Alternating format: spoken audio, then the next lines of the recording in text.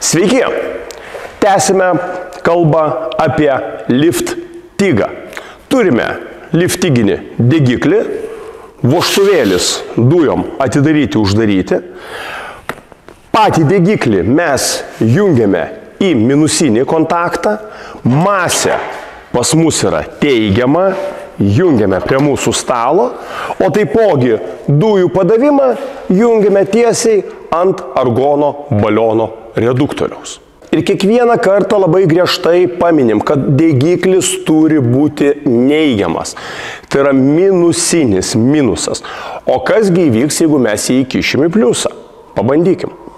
Dujos pajungtos, aparatas įjungtas, pasirinkta liftigo funkcija, atsisukam vožtuvą, girdisi kaip šnypščia argono dujos, galime virinti. Važiuojam.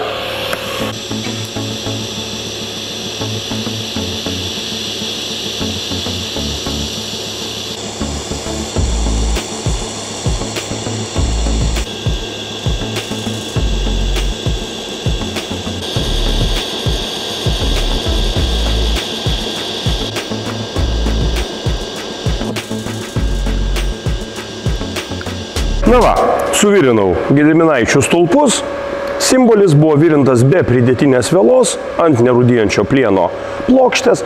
Pasižiūrėkit į elektrodą, jo forma likusi visiškai nepakitusi.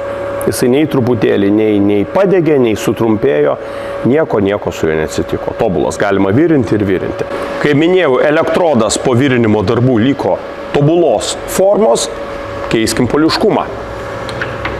Taip, degiklį jungiame į apatinį teigiamą polių, o masės laidą jungiame į viršutinį minusą. Ir pabandykime šalia suvirinti siūlę.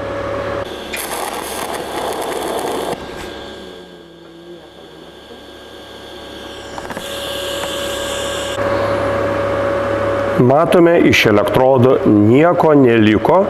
Aš galiu jį dabar išardyti. Taip. Išstumė elektrodą. Pažiūrėkim, kaip jis yra apsilydęs ant elektrodo galo. Yra susiformavęs kažkoks baisus, neaiškus burbulas. Geras centimetras elektrodo sudegė žaibiškai, plius aptaškė visą mano gaminį, grubiai tariant, pagadinau. Turime akivaizdų pavyzdį, kaip nereikia daryti. Jeigu dėl kažkokių priežasčių jums sutygų nesivirina, aišku, didelė tikimybė yra, kad galbūt yra nelabai tinkamos dujos, tačiau labai didelė tikimybė yra, kad paprasčiausiai jūsų degiklis yra įjungtas ne į tą polių. Junkit visada į minusą ir gražių jums siūlių. Iki.